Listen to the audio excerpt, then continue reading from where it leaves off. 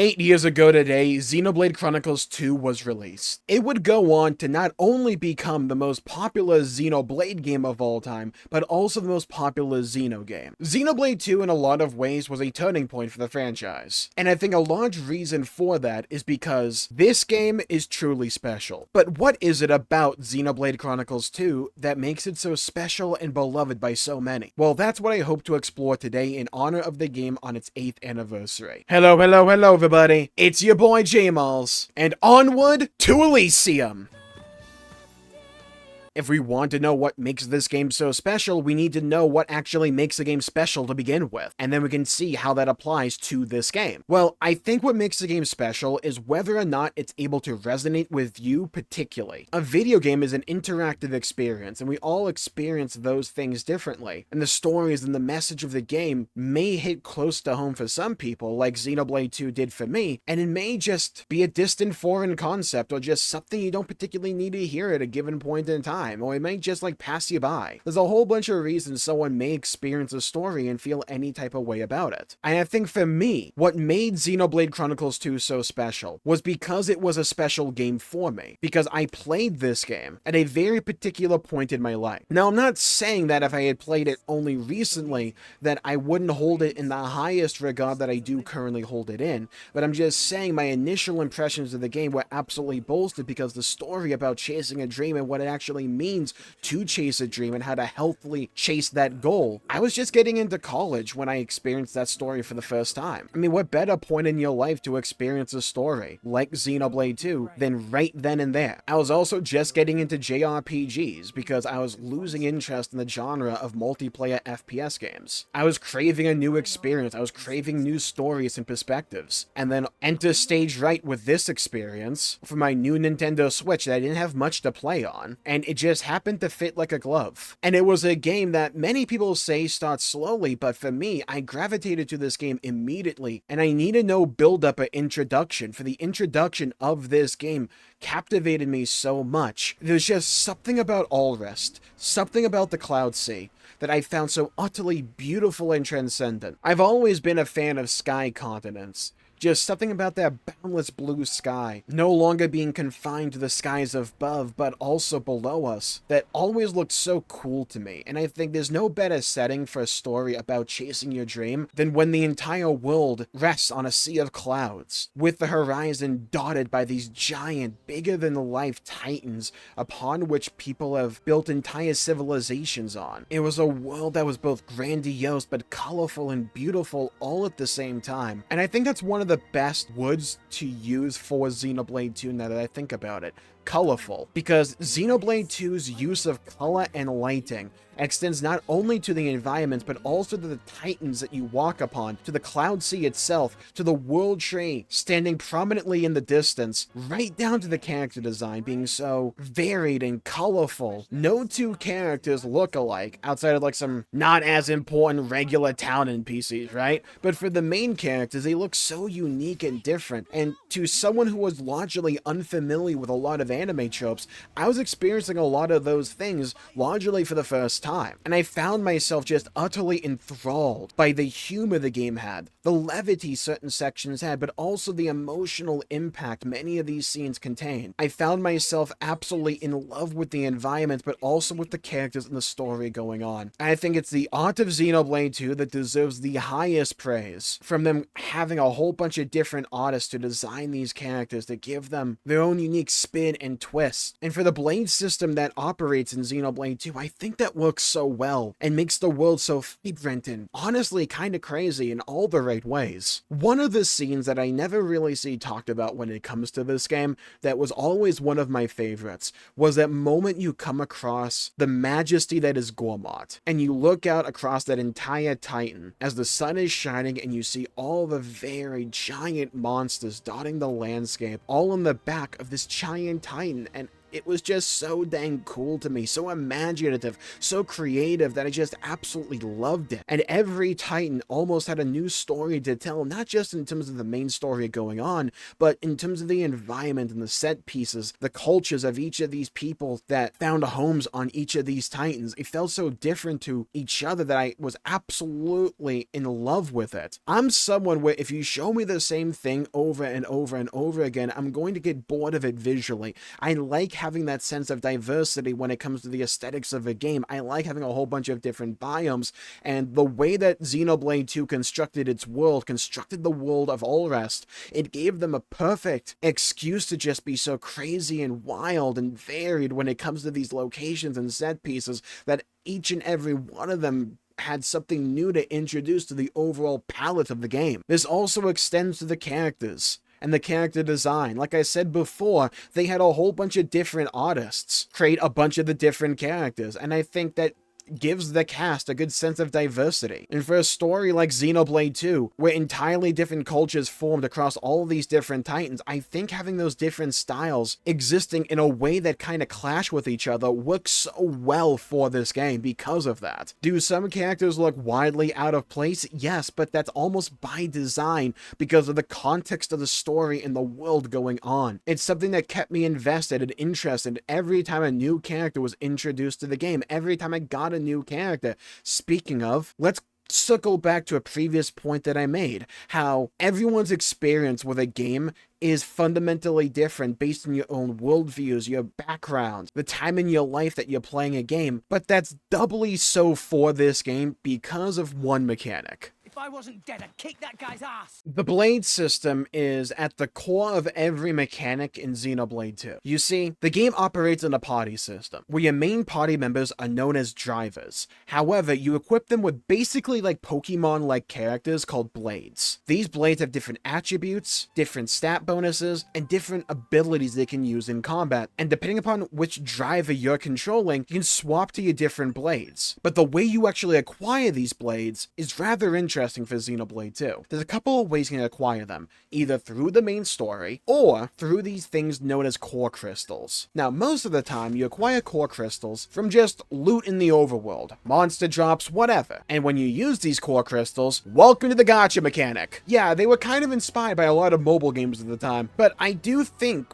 what this did for Xenoblade 2 was create a rather unique phenomenon for Xenoblade 2, that a lot of regular and typical single-player RPGs may dip their toe in, but never fully immerse themselves to the way that Xenoblade 2 did. You see, the way you acquired most of these blades was random, so your playthrough was almost certainly going to be unique based on the blades you actually acquired, how much you decided to go grind for other blades by getting various core crystals, how much you wanted to invest in that system, how much you invested into the blades you actually acquired, which would unlock other heart-to-hearts, and also blade quests that you could do in conjunction with the main story. All the while, based on the blades you had at your disposal, well, that changed how you approach combat. So from top to bottom, in a lot of ways, it added a sense of uniqueness to your playthrough for Xenoblade 2. And some people may have gotten lucky and gotten a blade like kos-mos right off the bat, or you may have been like me, and one of your first blades you ever got was a character known as Finch, a little bird girl, and you tried your best to make her work. Going back to the previous section of this video, Xenoblade 2 is known for having a bunch of different characters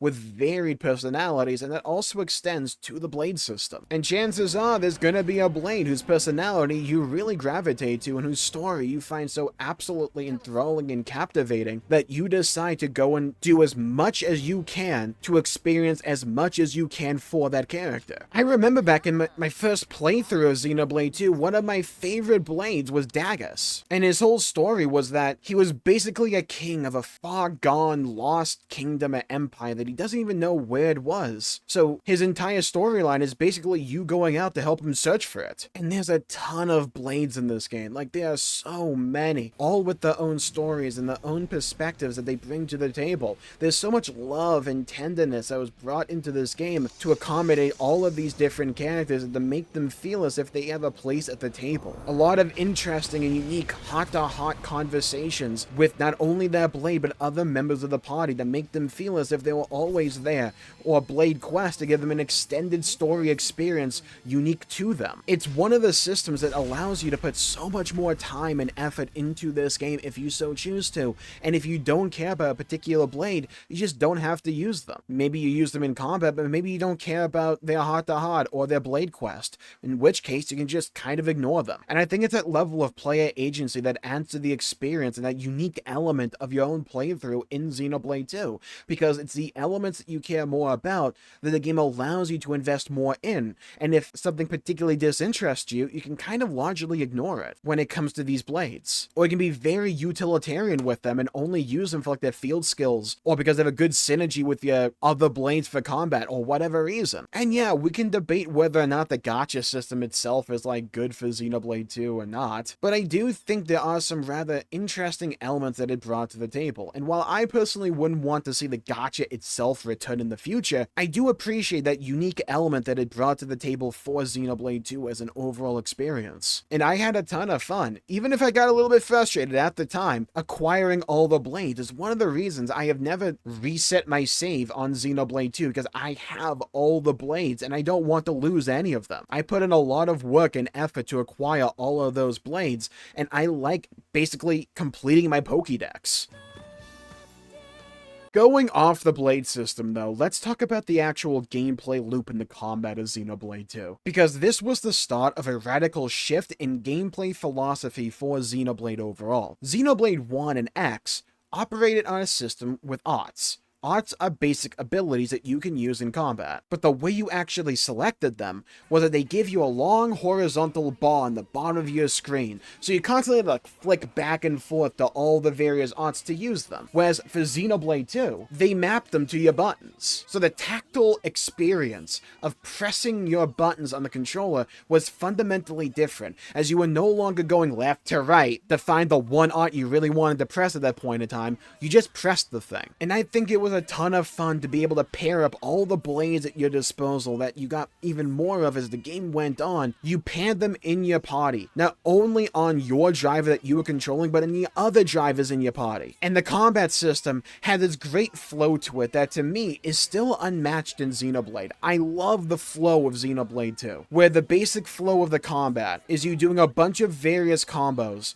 to apply elemental orbs to an enemy, and then you go in for a chain attack. And in that chain attack, it's all about using the blades at your disposal that you have currently equipped to pop those elemental orbs to do a ton of damage. So it had this great moment of setup and payoff, and it was that pace, that rhythm that really gave Xenoblade 2 its beauty when it came to its combat system. And the more that you played the game, the more it made sense to you, and the more that you were willing to put into the game to understand it, the more you were able to get out of it. And the game was absolutely willing to give you a bunch of different challenges to test your mettle and your mastery of these various mechanics, and your ability to construct a party of your own, not only overall, but also to face off against a specific challenge. I'll never forget fighting off against Elma and realizing, hey, I'm gonna have to change my party composition here because I have to react to the mechanics that she is doing against me. It was a fight that was tough as nails, especially the first time that I did it, but when I beat her and she was added to my party,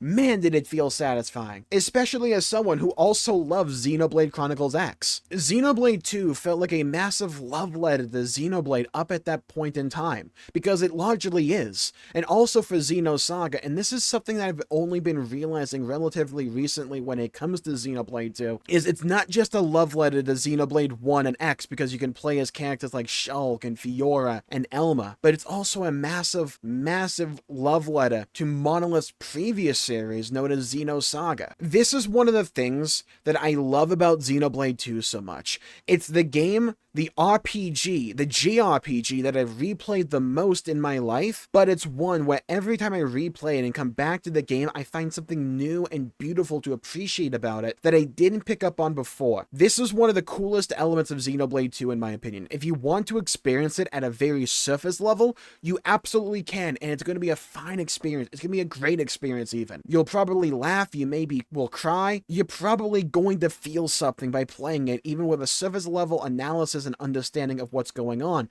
But the more and more you're willing to pick at the various layers of the game and peel away those layers and to look at the depths that are there, the more you learn about the love that went into this game, the creativity that went into this game, and the thought that went into this game. And now that I've played the Xenosaga games, I go back to a game like Xenoblade 2 and I realize, oh my god, there's so many more references and so many little nods to these previous games than I realized. And it makes these experiences, it makes these worlds feel interconnected to me, and they feel more important than ever before. And I just lose myself just enjoying looking at all the various little details that went into the construction of this game. From looking out at the broken lands of Moratha to how gorgeous and grandiose and beautiful Araya looks. Like, oh my god. I mean, just look at Araya. Look how boundless it looks. Look how colorful the trees and the foliage are. Just look how beautiful the lighting is. How you can see the various, like, fleshy tendrils go from one end of Araya to its other side. It looks like you're inside a giant titan, but it still feels so massive and grandiose all at the same time. It's so absolutely breathtaking and captivating to look at. I mean, look at how grandiose this game looks. I know you say that word a lot when it comes to Xenoblade 2, but look, oh my god, it absolutely applies. Monolith are able to represent that you don't need the highest high-end graphical fidelity. You don't need Unreal Engine 5 to make a game look absolutely gorgeous. Games can look gorgeous with those elements, don't get me wrong, but you don't need them. And when you're able to have a good sense of scale, a good use of color, beautiful lighting, and you just want to create something that will take your absolute breath away. I mean, Monolith are the absolute kings at this. The undisputed kings at this. And every time I find myself playing Xenoblade 2, I find myself now just coming to Araya, not even because I have a purpose, just because I want to look at this landscape all over again. It's like a painting you can play through in all the right ways. And like, my god, what is blessing my ears at this current point in time? The music in this game and in this zone is so dang good. And look how much different it looks and feels with just the passing of the time of day. Their use of color is second to none. It's so pretty, dude. It's so gorgeous. And I just find myself lost, enjoying these environments and enjoying these landscapes. I mean, like, look at how beautiful Leftheria is, with all the various titans just moving about the map, the verticality of this zone, the giant cloud wall, and there's a giant titan inside there as well. It's just, oh my god. And then also being able to do this. I know a lot of games have this, like, sliding down sand mechanic, but it always gets me just how cool and fun it is to be able to do this, and how for a lot of these locations you can actually just go there and explore to your heart's content. My god, it's so pretty, and how wild and diverse the wildlife in all these locations are. I mean, that's a shark with arms right there just chilling in a puddle. And we have, like, these other beasties and creatures over here. It gives these environments a sense of life and makes them feel as if this is an ecosystem you're walking through. But it's also life clinging desperately to the sides of these giant, I was gonna say titans, but that's just what they are. And again, look at how just changing the time of day Don't worry, I'll protect Gary Dark. can vary up the experience. Look at the world tree just on the distance, like a giant Christmas tree. So very luminescent, but also different when it comes to the colors that are just searing themselves into your eye. But it's a gentle kind of light. It's absolutely gorgeous, dude. Xenoblade 2 is some of my favorite environments ever put to the medium, and it's not even close. And then here it is, Gormott. This was the landscape that all those years ago blew me away. The use of green and brown, the giant head of Gormott just moving and twisting and turning up in the distance. It made the world feel so big but it made me want to explore it and to just stay in this world for as long as I could, because it was so pretty, dude. It was so pretty. And also, just as a brief aside, can we just mention how nice the UI is to look at? So many games nowadays have this very minimalistic Netflix-style UI, and it just takes the soul out of the experience. But in Xenoblade 2, it has so much life and personality. Look at how it like shifts as you go from the left to the right here as well, showing you the various titans in the background, all while maintaining the color palette of a boundless cloud sea. The blues, the whites, the shadows, the lighting, it's so pretty to look at. And when you go into something like System, the little doodles it has, like Rex trying to write down his adventures in a little journal for the save icon. There's a lot of love and tenderness that used to be in so many games in this industry, but I feel like a good main menu and a good UI is quickly becoming a lost art in this medium. Some games still do it absolutely well, don't get me wrong, but a lot of games don't view it to be important enough to dedicate their resources to it. But this game has the creativity, it has that beauty, that splendor, even down to the minute details that some may say aren't as important, but like, even like when it comes to the Blade album, you click on a blade and it tells you the VA, both in English and in Japanese, but also the illustrated, because like I said before, there's a whole bunch of different artists that helped create these characters, to design these characters, and the fact that you can like look that up in game is just a really nice touch. Wolfric was always one of my favorites. That's my boy right there. Absolutely love him. Where's my boy Dagus? Yeah, there he is. Look at him aura farming. He looks awesome. And I love the fact this information is presentable to me in-game in a way that looks aesthetically in line with the experience, but allows these individual and unique artistic styles to still show themselves and also be credited. That's a really nice touch here. Mind if I just sit this one out? And there's one of my first blades that I ever got, Finch. Right there. Just like, oh, the memories. Oh, the memories. Another one of my favorites is Harold, just because she pilots like a giant, like, dragon mech suit. I mean, come on. That's awesome, dude. One of my other favorites, because I'm a massive fan of Xenosaga now, I guess. Kos-mos is just right here. It's just so dang cool. And then you have the character designs for the antagonistic faction, Torna, by Nomura himself. Like, what a nice touch. It's so dang good, dude. It's so dang good. And it's like, this even applies to something like the skip travel feature, where the coloration in the background, I never really particularly noticed this before, but it has this cloud effect if you look closely, but also the coloration makes it resemble like parchment that old maps used to be written on. It's like such a nice touch. And just one of my favorite things to do in Xenoblade 2 nowadays is to just log on into the game just to look at it, just to explore these worlds, to explore these various titans, and just appreciate the environmental detail that went into the construction of this game. It's like, instead of using a regular lamp here as a light source, we use like a pine cone pineapple thing that's like illuminated just because it can, right? Like, that's so dang cool. And the way that this set piece just unravels, and you go from a small insular location to out into the giant sprawling fields of Gormott. Oh my god, it's so pretty. All the various life forms and creatures that inhabit this back of a titan. It's so dang cool to me. I absolutely love it time and time again, and I never get old of it. And again, one of my favorite elements of the environments of Xenoblade 2 is that when you're outside, most of the time, you can always see the world tree out there. It makes the world feel large, makes the Titan feel isolated, but at the same time, gives you something familiar to use as like your North Star, your Polaris. The world tree is right over there. And when you... as Tora and Poppy just dance the night away. I guess the day away here. And when you pair all of these elements up with a story that I absolutely love, with characters that I absolutely love and adore, with music, I mean, like, oh my god, listen to this song. It's so good, dude. It's absolutely, positively smashing, to quote Nigel Thornberry. But it's one of those experiences I just absolutely lose myself in time and time again.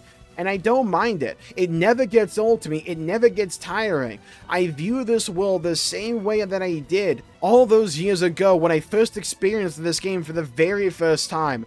That wanderlust, that glint in my eye, never faded. It never eroded. It never disappeared. It was always here, and it's still always here. And to me, that's what makes a game special. When a game is able to resonate with you so much to that degree, to where you can put in, say, like 300 plus hours into a game and feel as if you're playing and exploring the world for the first hour all over again. You don't need the latest and greatest hardware to create an absolute masterpiece, a visual spectacle, a smorgasbord of creativity and imagination. You just need heart and passion, and Monolith have that in absolute spades.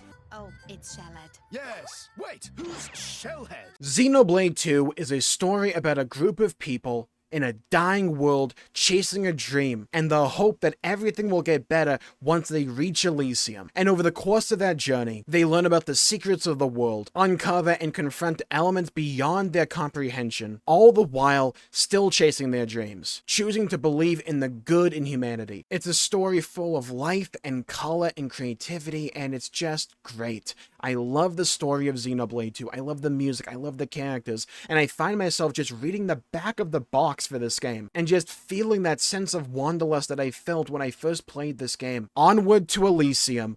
Alrest, a world in which massive creatures called Titans drift through a boundless sea of clouds. In such a world, people have made their homes on the backs of these Titans. Join Rex, a young man who becomes the driver of Pyra, a mysterious life form, and his blade, as they embark on a quest to find the mythical paradise of Elysium. And the places this story goes, the emotions this game made me feel, and still makes me feel, are second to none. I adore Xenoblade 2. From start to finish. It has some of my favorite moments ever in the medium, some of my favorite characters ever in the medium, some of my favorite music that I still listen to on a regular basis in the entire medium. It is one of my favorite games of all time. It always has been, and it's always going to be. It's a game that fundamentally shifted my perspective on the medium, and it's one of the few games that actually got a tear out of me with the finale. And I remember way back in the day, before I ever had a channel, before I ever really talked about Xenoblade ever with anyone else, I watched Etika's reaction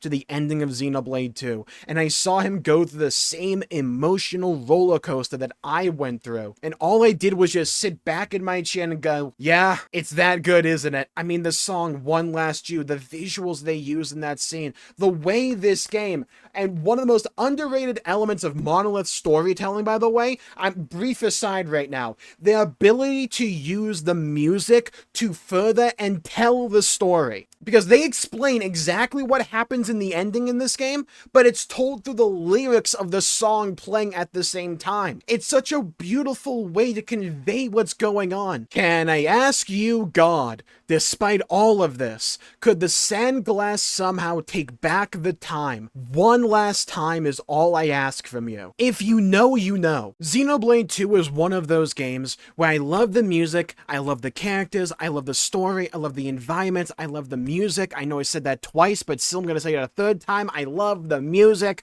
I love the gameplay. I love the environments. I love the boss fights. I love the difficulty options. I love how playing it on normal mode, I can really rely on chain attacks, and I enjoy the combat through that perspective. But if I do it on Bringer of Chaos, which is the hard mode in the game, it limits the amount of chain attacks I can actually use, but I can focus more on the mechanics of the boss fights themselves, and I have a whole new appreciation and perspective on that game because of that. And I do different builds because of that. I'm able to mix and match various blades together because of that. I love how whimsical and charming all the characters and the environment and the simple act of salvaging in all the different corners of this world are. It's big, it's bold, it's magnificent. This is a true, genuine masterpiece. Had it upside down. There you go. This is one of the games I find myself coming back to time and time and time again, and you know what? I'm gonna come back to it time and time and time again in the future. We all have just that one game that no matter what just makes us happy. I have a few games like that, but Xenoblade 2 is absolutely one of them. It's a game that no matter what, I can just put this on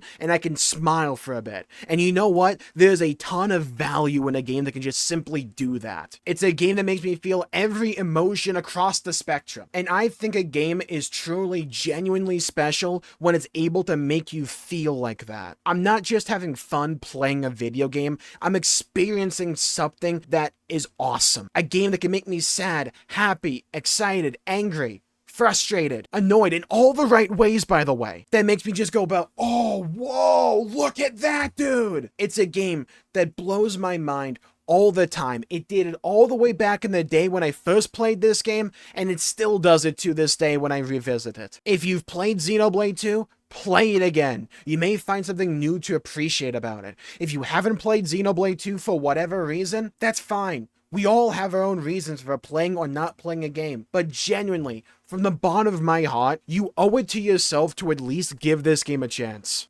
Because if you asked me as a kid, would I play a game like this? The answer would have been probably no, because when I was a kid, I largely just played MMORPGs, FPS games, or 3D platformers. But I gave this game a chance, because I wanted something to play on my Switch. And I'm glad I did, because it wasn't only a game that I enjoyed, it was a game that became a very part of my identity. I love it so much. And you know what? Your favorite experience may still be out there. It may or may not be Xenoblade 2, but I think one of the big takeaways from this game for me is to always be willing to expand your horizons, to try something new. You may not like it, that's fine, but at least you know. And you may try something that at one point in your life you may have sneered at. You may have gone, that's not for me. And then you try it, and it's like Squidward with the Krabby Patties. It blows you away. It gets your heart, and it puts its hooks into it, and it refuses to let go. Xenoblade Chronicles 2 is awesome. There's a reason people still talk about this game, and a reason people still love this game. Because Xenoblade Chronicles is awesome, and Xenoblade Chronicles 2 is too Beulah. Oh, I slay me. And anyway, Charlotte, What? you answer to that now? It has really been 8 years since Xenoblade 2 came out, huh? God, where does the time go? But you know what? Here's to 8 years. And thank you, Xenoblade 2, for being everything I described it to be in this video. I love this game, if you couldn't tell, if I haven't made that clear. And while this video was basically just a bald guy on the internet just yapping into a webcam repeatedly, I hope I was able to convey why I love this game so much. Why I love and adore Xenoblade 2 as much as I do, and why I will never stop loving this game. And here's where you come in. Leave a comment down below with your own experience with Xenoblade 2. What was your favorite memory? What was the moment that made you go, wow, this game's great? I would love to hear your stories and to hear your perspectives. And if you haven't played Xenoblade 2, here's what I want you to do. Leave a comment down below with your favorite moment, your favorite memory from your favorite game of all time. What made those games special to you? I would love to hear your thoughts, hear your opinions, and hear your stories as well. Stay safe, everybody. Have a great day. While you're down there, please leave a like and subscribe. It really helps the channel out and helps support future content, and I greatly appreciate it. And if you want to hear me gush about more Xeno stuff, well, Nintendo recently announced an acquisition of a studio from Bandai Namco. And while that acquisition may not amount to much for Xeno, it gives us a beautiful opportunity to talk about Xenosaga, an IP inherently intertwined with Xenoblade, but still owned by Bandai Namco. So what is it about Xenosaga that makes many people, myself included, grasp onto any bit of news that we can? Well, you should find out more by watching this video right here. Have a great day, everybody, and I'll see you all next time. Bye-bye, everybody. Until we meet again!